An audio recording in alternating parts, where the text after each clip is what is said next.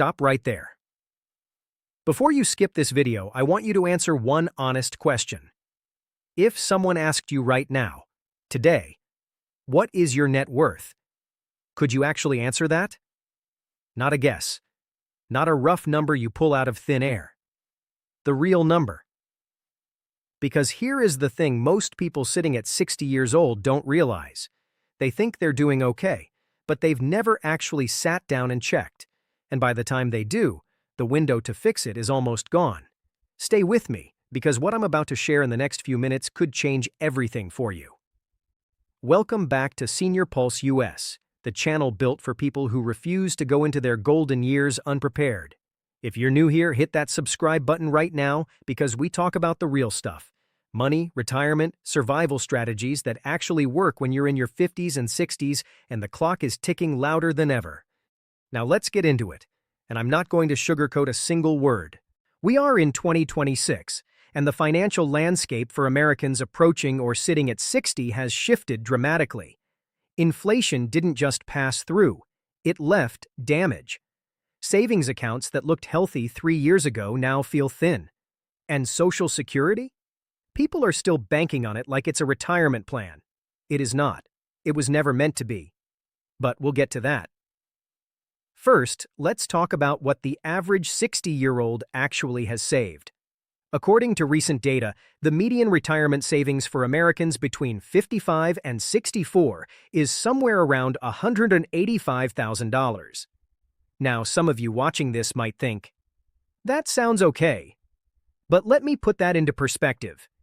If you retire at 65 and live to 85, which is completely realistic, you need that money to stretch across 20 years.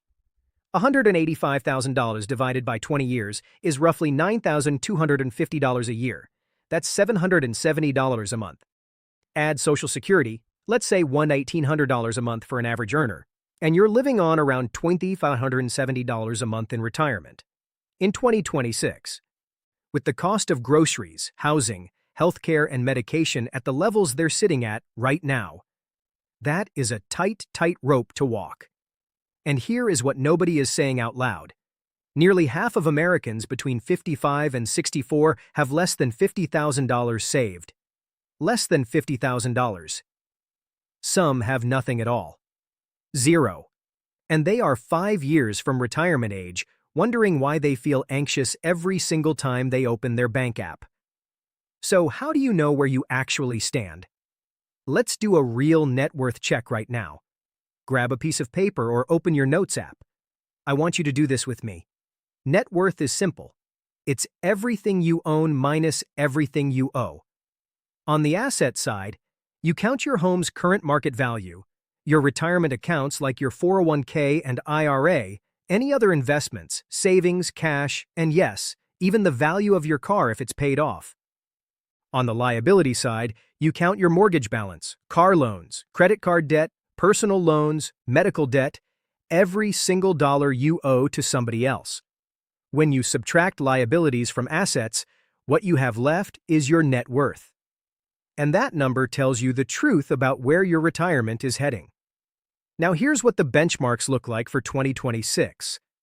Financial planners will generally tell you that by age 60, you should have somewhere between 7 to 10 times your annual salary saved. So if you're making $60,000 a year, you should be sitting on somewhere between $420,000 and $600,000 in retirement assets. Not counting your home. Pure liquid or semi-liquid retirement savings. Does that number make your stomach drop? Good. I'd rather it drop now, when you still have time to respond, than 5 years from now when you're already out of the workforce and your options have dried up. Here's what I want you to understand. Being behind at 60 does not mean you are finished. Not even close. But it does mean you cannot keep doing the same thing and expecting a different result. People at 60 still have 5, maybe 10 working years ahead of them. That is real time. That is compounding time. A 60-year-old who gets aggressive about saving and investing in 2026 can genuinely shift the trajectory of their retirement. But they have to wake up first. So what do you actually do if the numbers aren't where they need to be? The first thing is to max out your catch-up contributions immediately. Once you hit 50, the IRS allows you to contribute more to your 401k and IRA than younger workers can. In 2026, you can put up to $30,500 into a 401k if your employer offers one, and up to $8,000 into an IRA. If you're not doing that, you are leaving money on the table and leaving a tax advantage behind. The second thing, take a hard look at your housing situation. For a lot of people at 60, the home is the biggest asset on the balance sheet. Downsizing can unlock serious equity.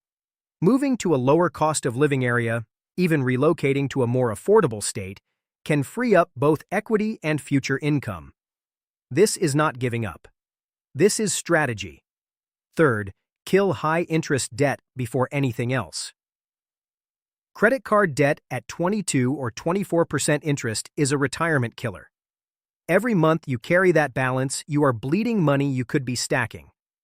Minimum payments on credit card debt at 60 years old is one of the most dangerous financial habits I see. Attack it like your future depends on it, because it does. Fourth, get serious about healthcare costs. This one sneaks up on people more than anything else. The average retired couple will spend somewhere around $300,000 on healthcare in retirement not covered by Medicare.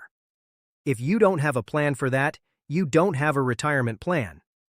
Look at HSAs now if you're still working. They are triple tax advantaged and one of the most underused tools for people in their late 50s and 60s. And fifth, Social Security timing matters more than most people realize. Every year you delay claiming Social Security beyond 62, your benefit grows. Wait until 70, and you can get up to 32% more per month than if you claim at your full retirement age. That is not a small difference. Over a 20-year retirement, that could be tens of thousands of extra dollars. Run the numbers before you claim early just because you can. Look, I've been at this for a long time, talking about retirement, talking about money, talking about the decisions that either give people freedom or take it away. And the pattern I see over and over again is this. People don't fail retirement because they weren't smart enough. They fail because they waited too long to face the truth. They avoided the discomfort of looking at the real number. And by the time they looked, the runway was gone. You are watching this video right now for a reason. Something in you knows it's time to pay attention. Don't let this be another piece of content you nod your head at and then move on from without doing anything differently. This is Senior Pulse US. We don't do comfortable lies here. We do honest conversations, real strategies, and a genuine commitment to helping you protect the life you've worked for. If this video gave you something to think about, share it with someone you love who needs to hear it. Drop your current age and one action you're committing to in the comments below. I read every single one. Subscribe if you haven't already, because next week we are breaking down exactly how to calculate whether your Social Security strategy is costing you money, and what to do about it before it's too late. Take care of yourself, and take care of your future. We'll see you in the next one.